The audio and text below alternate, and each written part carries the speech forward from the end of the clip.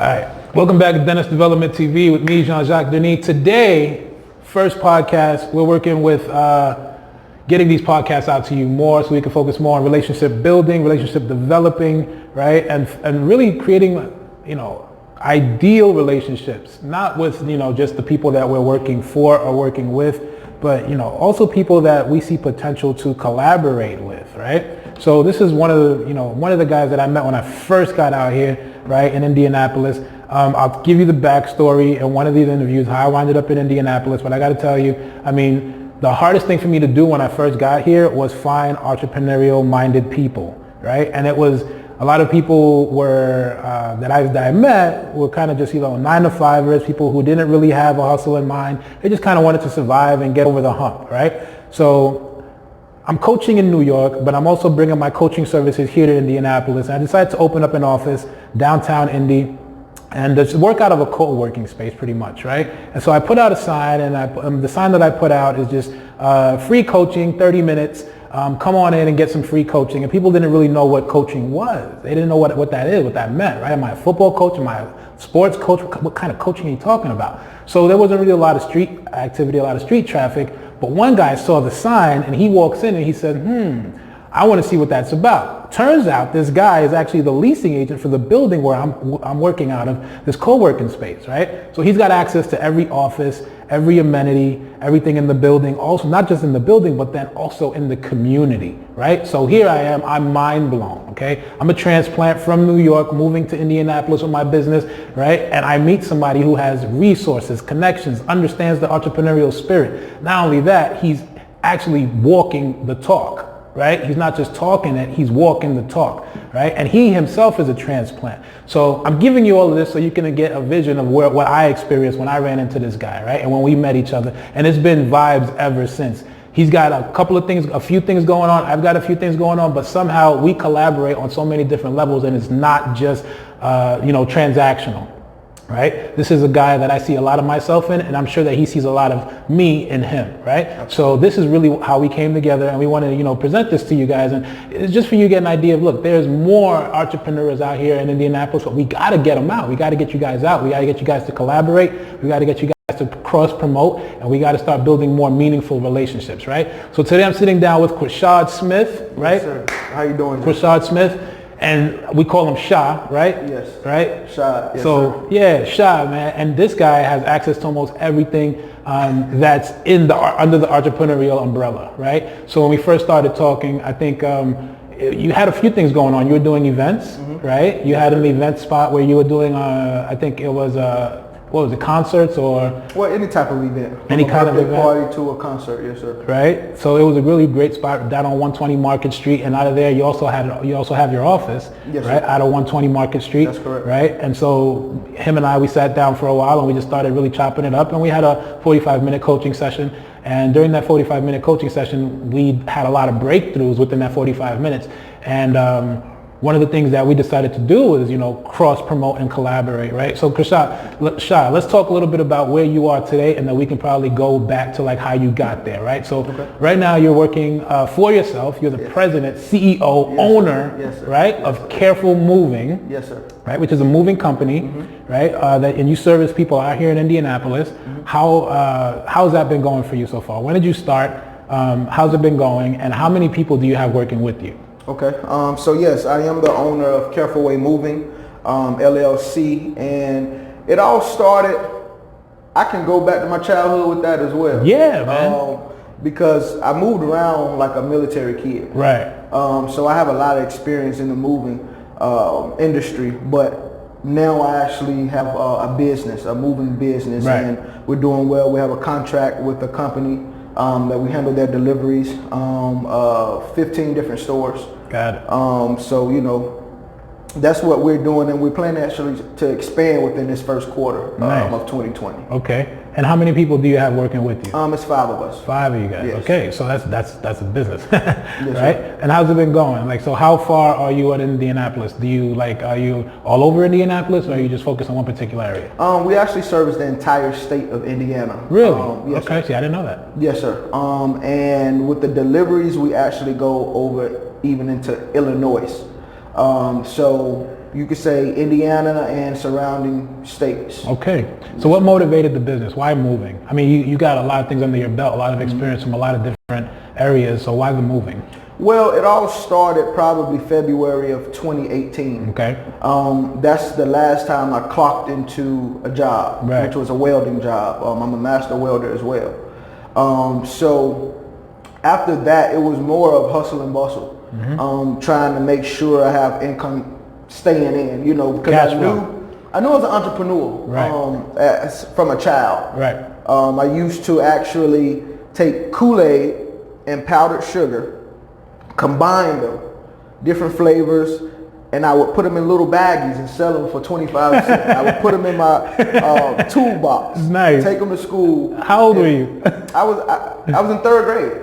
What was that? 8 years old, around there? About 8. Yeah. So this is at 8 years old. And before that, I'm cutting grass. Yeah. You know what I mean? Because my grandparents, they got me out in the yard early. Yeah.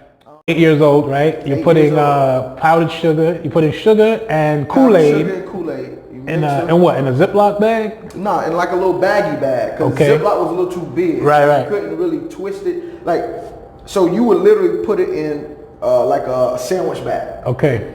Put it in the corner. Tear that corner off. Unbelievable. Pencil box. Yeah. And we would probably, it was me and my cousin. My cousins lived across the street from me.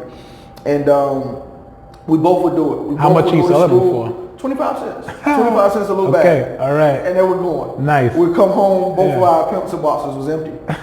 Okay. So it's a sugar rush. It's a sugar rush. Right? It's candy. You're a kid. You're in elementary. Yeah. You know what I mean? So they went. Yeah, that's funny. You know, so like my aunt was a nurse, right? And some summers, like when we're about to start the summer, before summer break lets out, right? So my aunt was a nurse and we used to go to school from her house. And she used to have these, you know, the Domino sugar packets. Yeah. So we used to have handfuls of these Domino sugar packets and we just eat them. Yeah, like maybe 3 or 4 packets and we just suck all the sugar out and spit the packets out. Yeah. And we go to school and we were just charged, right? Off of just straight sugar. That's what that reminds me of. But you were doing it. You were getting a quarter for each one. Really? You were getting a quarter. You said you were selling No, we didn't want to sell them. We were just taking them. So I probably would have been one of your customers. Oh, yeah. For sure. Right? For sure. High quality. Yeah. You got Kool-Aid and sugar. Powdered sugar. Yeah, we ain't had a Kool-Aid. So that texture, it was all about the texture. Right. Because it wasn't like grainy like sugar really is. Right. Powdered sugar is actually powder. Right. So when you mix them, it's almost like when you put your finger in, especially after you dip it in your mouth once where your finger's a little moist. The texture's there. Then it's perfect now. Right. You know, now it's convenient. Right. Stick to your finger and it's good. Nice. It's your little sugar rush. Okay. Yeah. So you're 8 years old, you come up with that idea. Now that mindset brings you to where you are today, right? Yeah, absolutely. Yeah. Because it was a trickle effect. You know, and again, like I said, not only did it begin my entrepreneurial spirit, but it allowed me to learn what hard work was. Right. Because again, that goes back to the lawn work, the lawn care. You know, as a child, that's not necessarily easy work. Right. So I kind of progressed, developed, and I always paid attention to detail. You know, with the stuff that actually interests me. Yep. Because it was some stuff it was hard for me to focus on in school. You know what I mean? Because it didn't catch my attention. Right. But for the most part, it was always in me, especially now at this point where I'm at. And I look back and I evaluate certain stages of my life. Yep.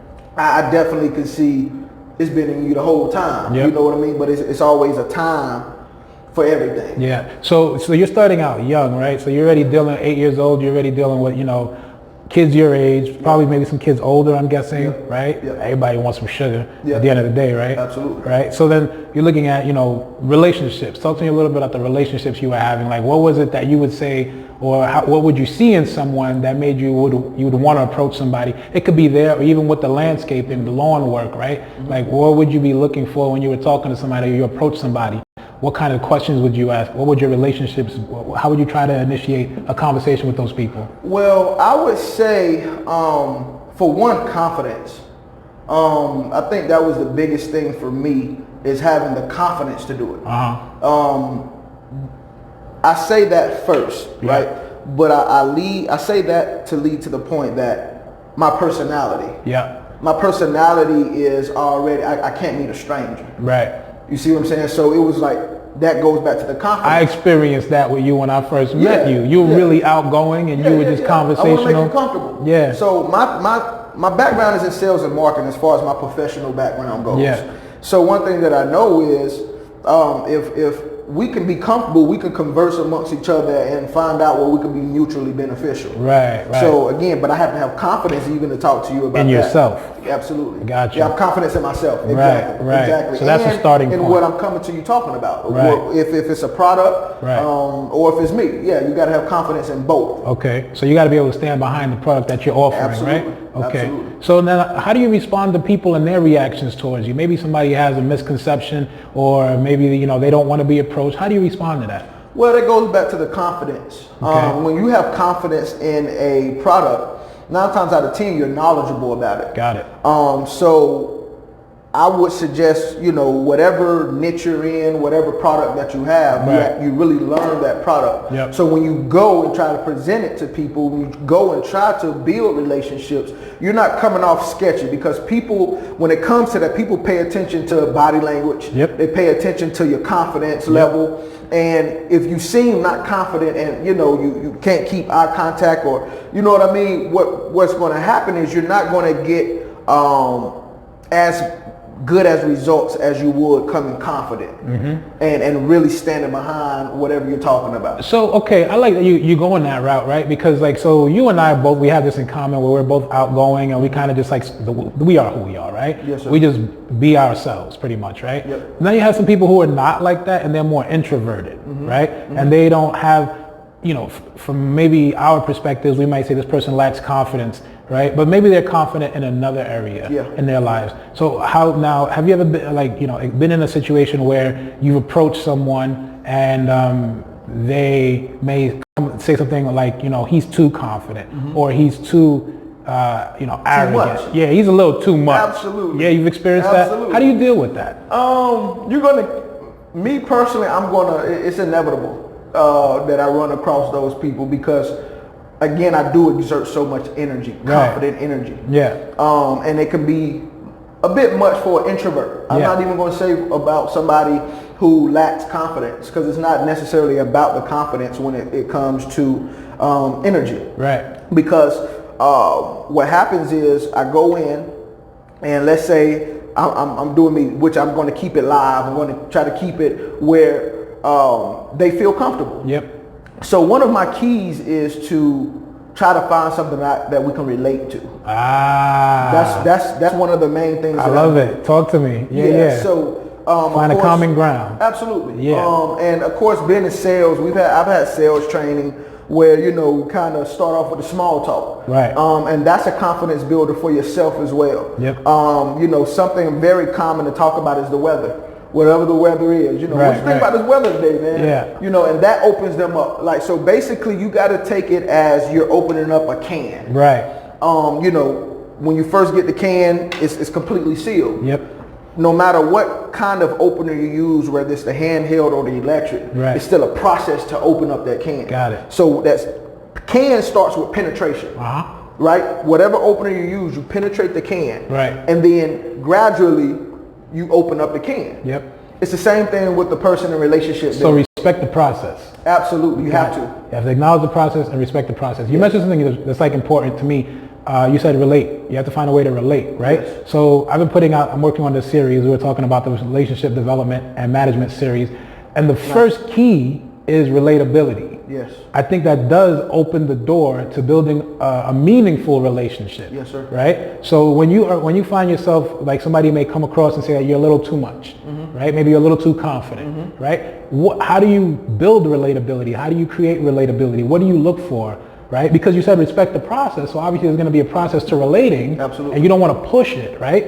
And you've been trained in sales, so you know about the assumptive sale. You know when you're saying to someone that they need to buy your product, right? You're pushing it, right? So how do you relate to someone? What are some ways, if you were to give people advice, right, on how they should relate, right?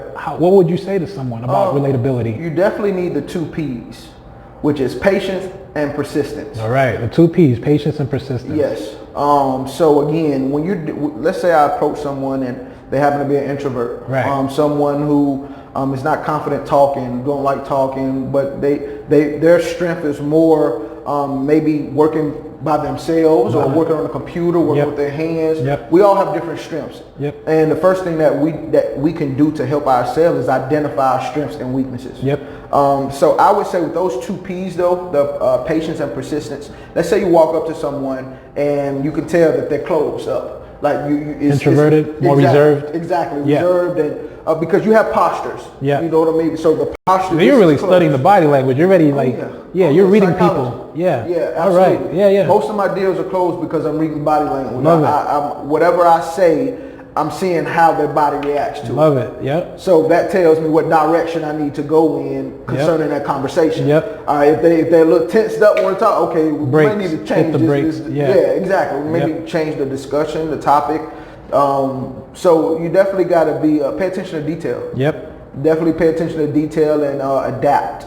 Okay, so patience and persistence helps you build relatability, right? Absolutely. Okay, so let's go to so you started this business, this moving business, right? So you're dealing with people every day. Every day. Right? You're dealing with internal customers, your people that work with you, right? You have to give them direction, you have to give them instruction, right? I'm sure there's accountability there. Absolutely. Right? So let's talk about a little bit of, the relationship there also, because a lot of people, entrepreneurs, we range in what we do. Right? We're just not managing a business. We're working with people. Right? Absolutely. And so how we come across and how people relate to us or how people receive us or respond to us, a lot of it reflects on us. Right? So you got 4 people working with you, right? And you're talking about expanding.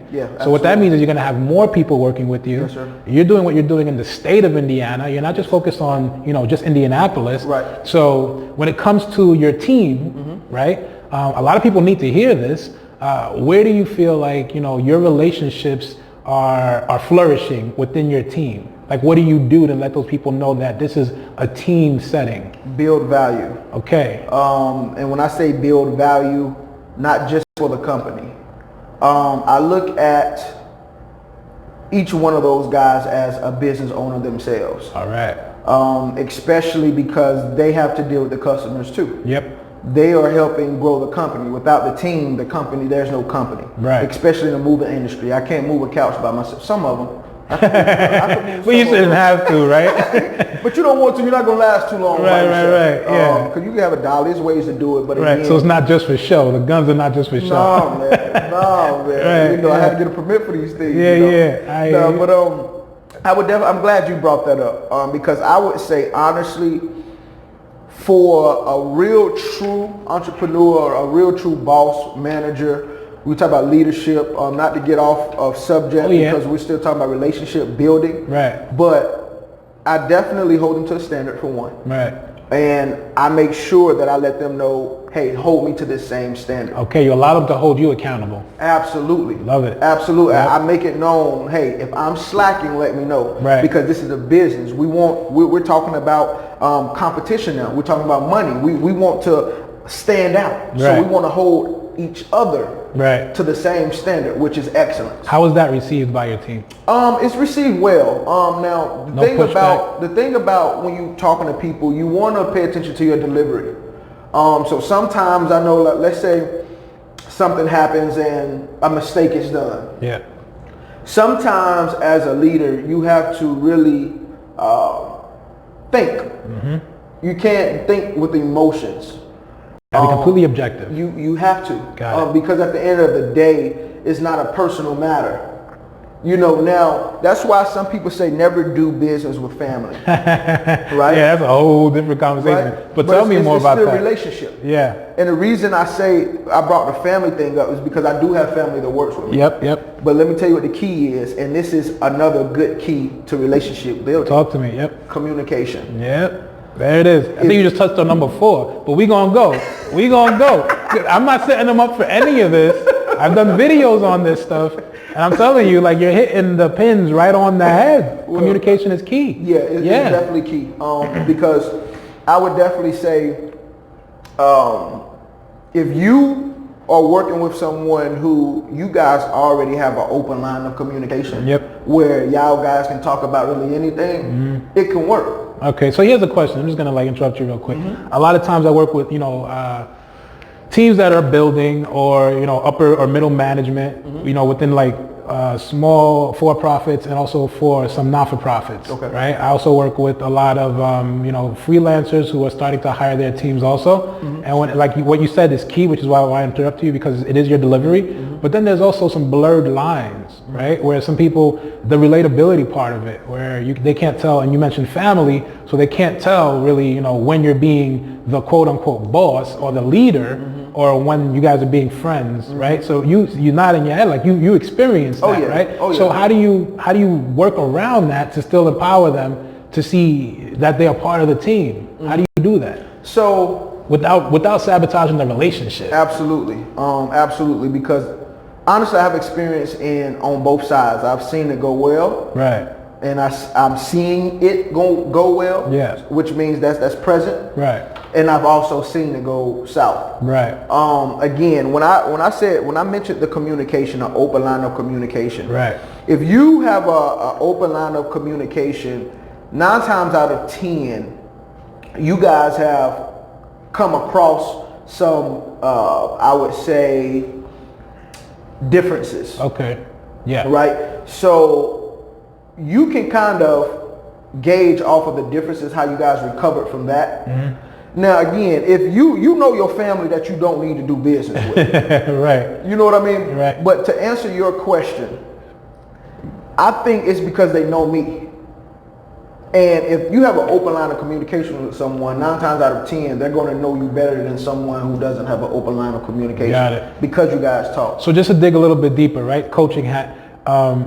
When you mention line of communication, are you being transparent, and are you allowing those people that you're communicating with to be transparent? Yeah, I lead by example. So Okay. I wouldn't put a requirement on someone to be transparent, and I'm not. Right. So I usually start off by being transparent. Right. Put it out all on the table. Yeah, absolutely. Especially if it's a mistake. Right. Because 9 times out of 10, I've made that same mistake. But it's what you do after it. How you recover. Exactly. Yeah. Do you make a mistake and try to hide the mistake? Right. And then a customer finds it later, and now your name, you're talking about the business now you're talking about integrity. Right. You know what I mean? And that's all tied to relationship So building. it reflects poorly on the company as a whole, not to each individual. No. That's not what the customer sees. No, not at all. And then when they do their reviews, they're thinking about the company as a whole. Yes. And I guess that's what you use to let them know, listen, I'm not the one, this is not just me, this is all of us. Yes, right? absolutely. And so you're transparent by bringing that to the table, say, listen, this reflects poorly on all of us. But at the same time, if we do a good job, if we do well, it reflects. It rewards all of us. Yeah, all of us. So you're not taking that on all by yourself, on yourself. No, and I can't. At the end of the day, when you're talking about wanting to grow, you're going to have a team. Yep. And the better the team is, if you have a team full of people who can who can get the job done when you're not around, that's a plus. And that's when you can think about expansion. Yep. Because if I was not able to, send this schedule out and these guys execute them, and everything goes well, I wouldn't be able to move around the way that I want to, and the way that I know I need to. Right. Because to expand, you need to make resources. They say your network is your net worth. Talk to them. Talk to them. That's another thing that I do is I really break it down so they can see it. Right. And when I say break it down, I mean what a lot of owners are scared to do. Okay.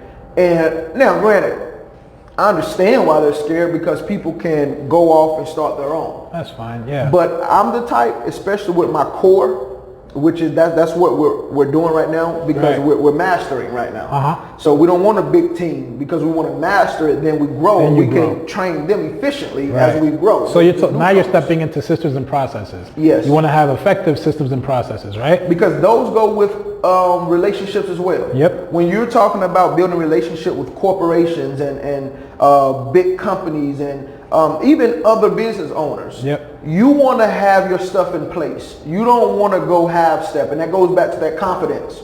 If your stuff is not together, how can you honestly, truly be confident? Got it.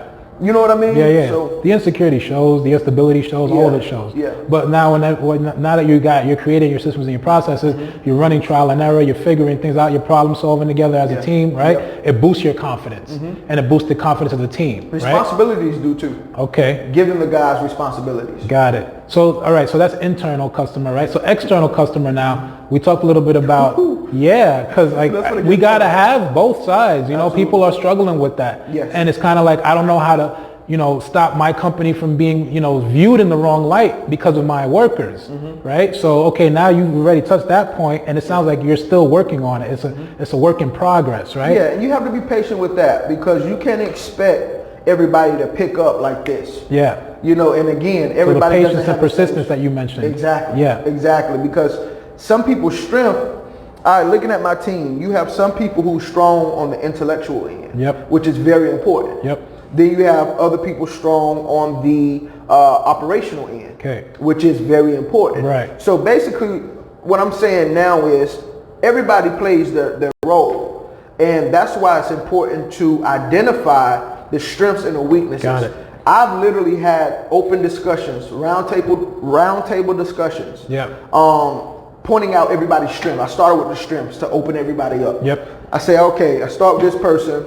All right, this is the person. This is the topic. Everybody give this person one strength. So we went around the table. This person's good at this. This person's good at this. It's coming from their coworkers and their peers. Exactly. This is building confidence within each other. I love it. I do that at workshops. Yes. So what happened was when we got to the negative stuff, because we had to get to it. Right. But of course I wanted to open up. I wanted to get comfortable. I love it. You lead with the strengths, and then you go into the weaknesses. Yeah. Absolutely. So when we went into the weaknesses, of course you have sensitivity now. But you create a safe space. Absolutely. Absolutely. Where again, I bring it back on me.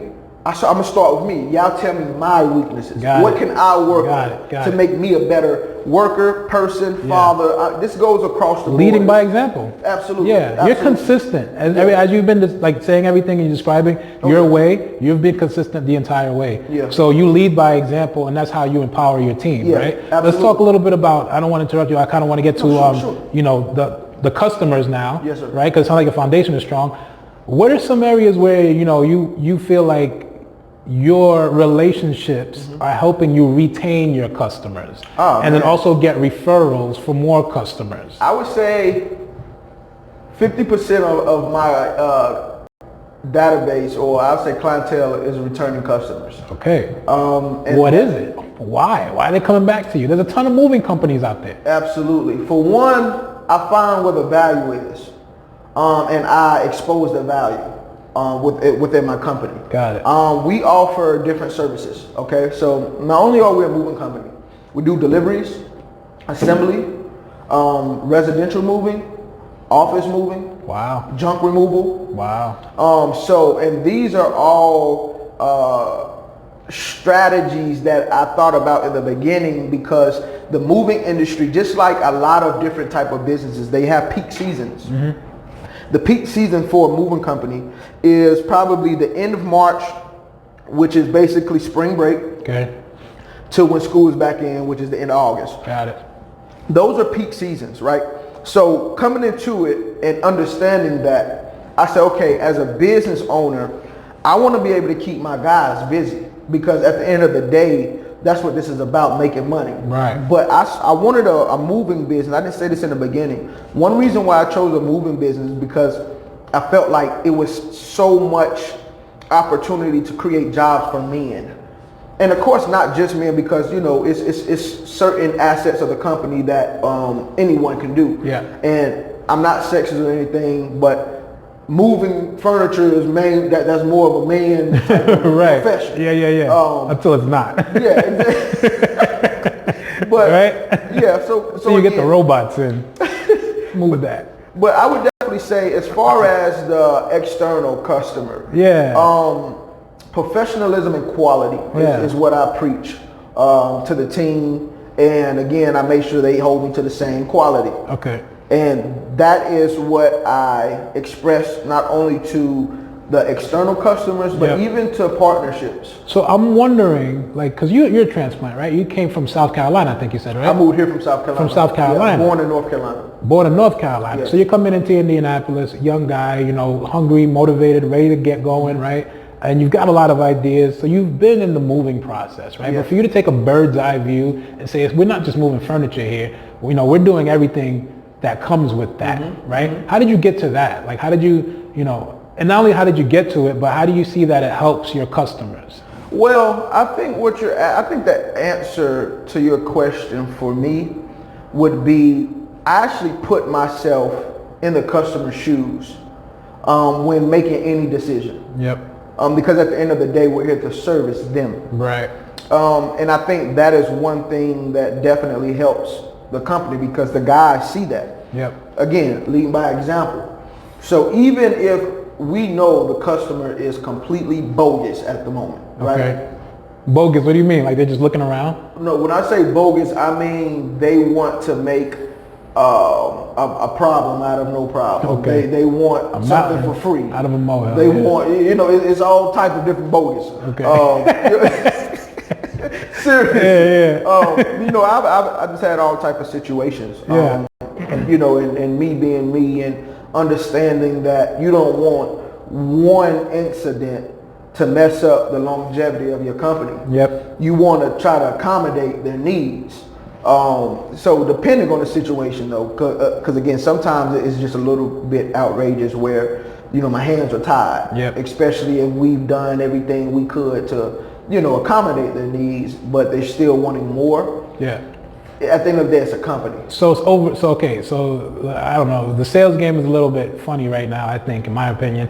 I think a lot of things are antiquated. A lot of approaches are antiquated. Some things are like, you know, they don't apply today, right? Sure. So the whole under promise and over deliver, I think there's no such thing as, you know, an end to over delivering, because you always can raise the bar. You know what I mean? So what you did, and which makes sense to me, is you took a bird's eye view and you're able to say, okay, there are these different parts of moving. I'm going to incorporate that into my business, not only to keep my guys working, but the customers are going to be able to use these things.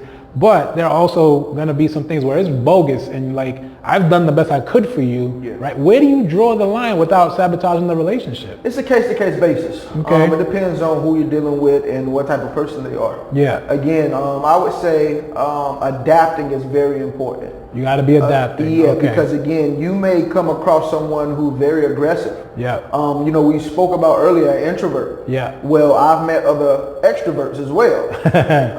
And some, you know, you can come across an introvert or extrovert, and they may be having a bad day. Okay. And when you're dealing with a bad day, you can have some common denominators concerning, regardless of if you're an introvert or extrovert. Yeah. So you may have a customer who's having a bad day, nothing is going right.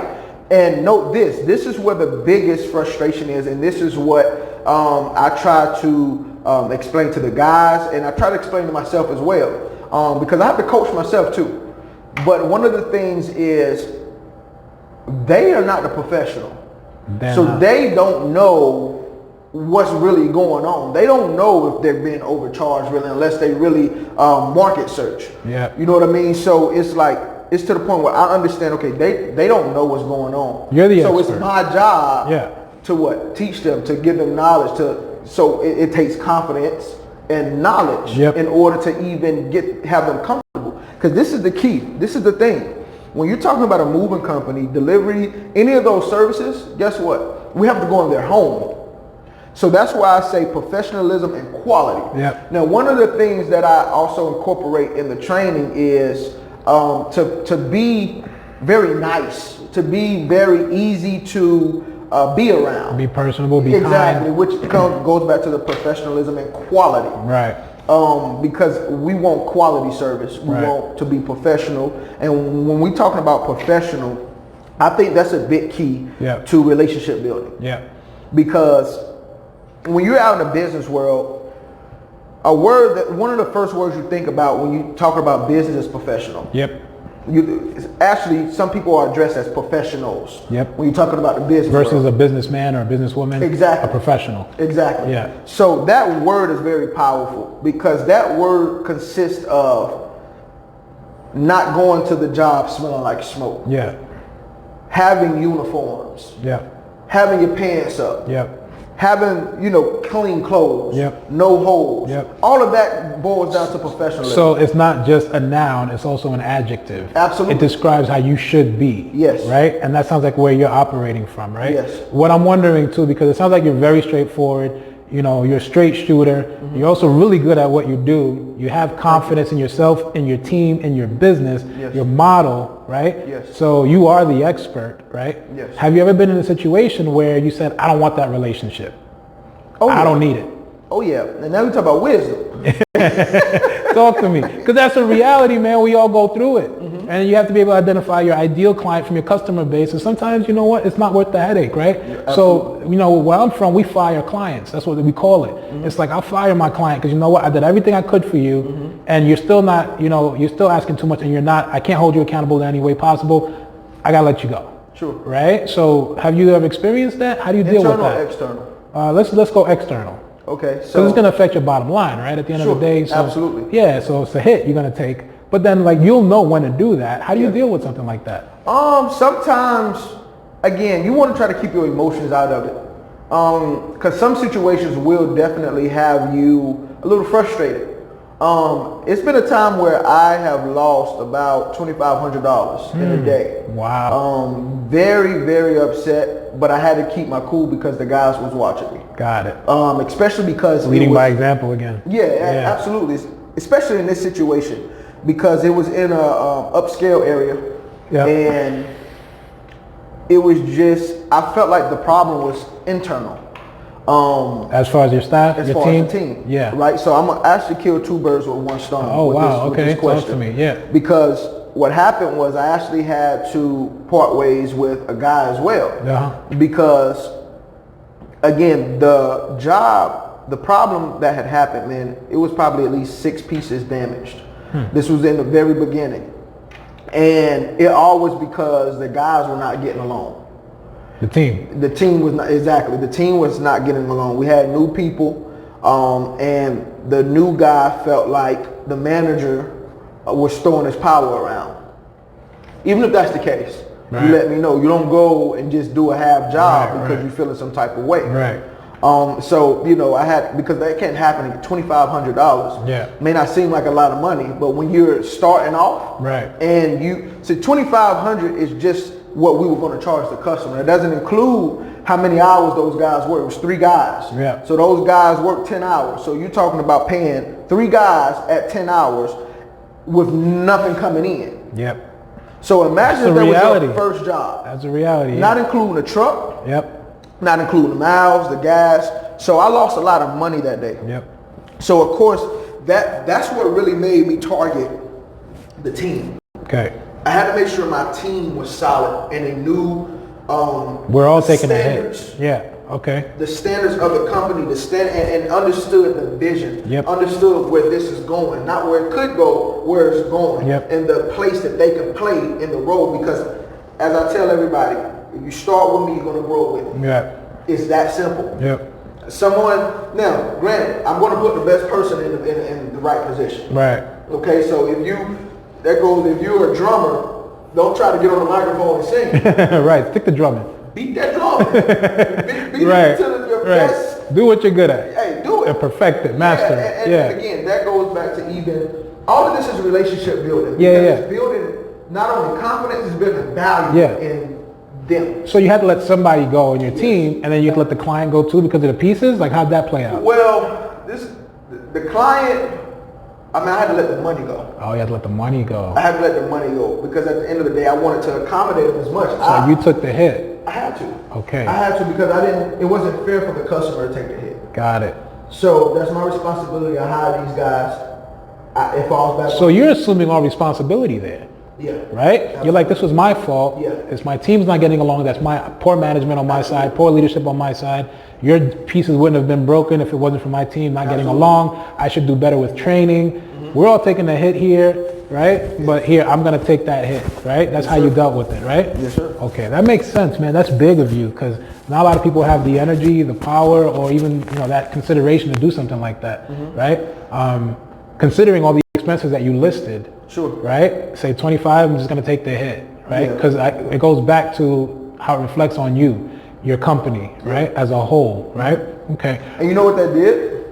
That built the relationship. Did it really? Because you know what happened? That same guy who had all those materials, all those items get damaged, Yeah. sent me 2 clients. Really? Yeah. Wow. So, and again, even through that process, it gave me opportunity. Uh-huh. And that opportunity was to sit down with that customer and build a relationship. Got it. Pick his brain, find out Love the it. resources Yeah. that he had, because he know the resources that I had. Right.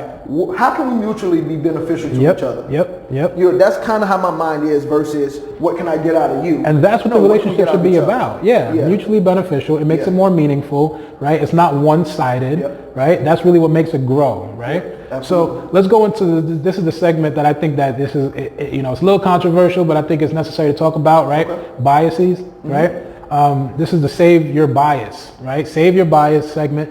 There are instances where bias will serve as a hindrance. It'll stop you from growing. It'll stop you from building. It'll stop you from taking a risk because, it'll also introduce limited thinking into your mindset that will transfer either into your team or either into your customers that you're servicing, clients that you're trying to get, prospects that you're trying to get, right? You're trying to convert. So biases play a big part in cultivating, developing, and managing relationships. Let's go into a little bit about where it may have either been, it doesn't have to be one or the other, it could be both, whatever you feel more comfortable with, right? But where did you see where biases were coming in and it affected your productivity, your relationship building, maybe your team, where there were biases, maybe you had to remove your own biases, anywhere under that, in that scenario where biases played a role in your business?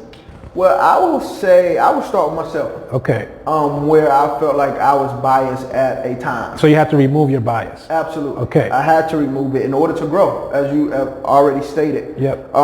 Because what would happen is, let's say you have a person who you had a pretty good relationship with, or that person may not feel the best about you.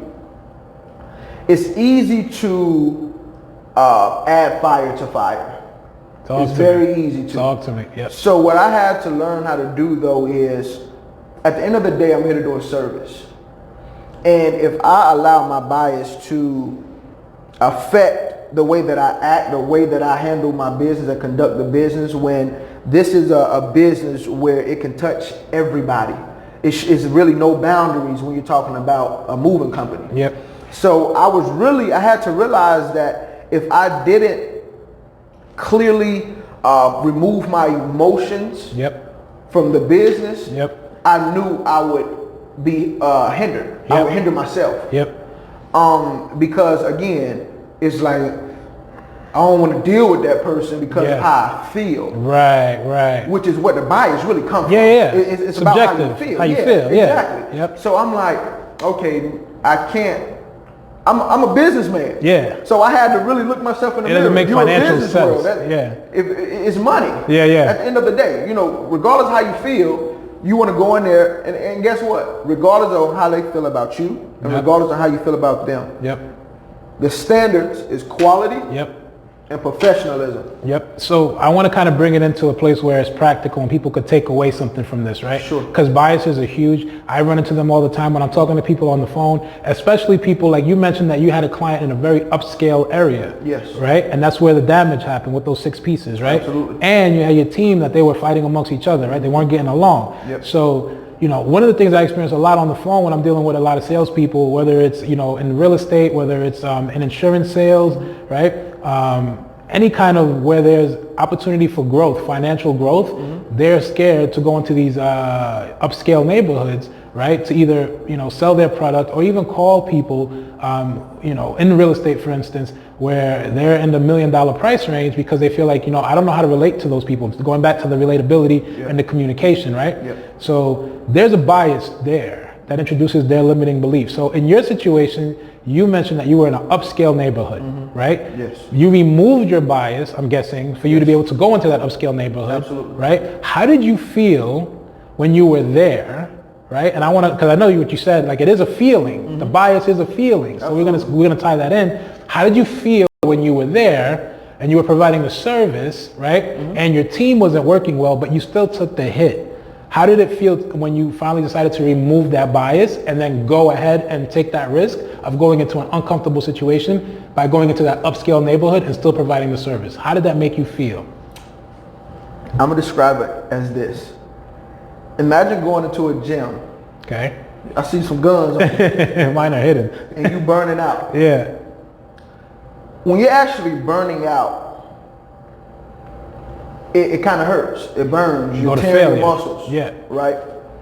But it's something about when you finish, your body is exhausted. It's some kind of relief.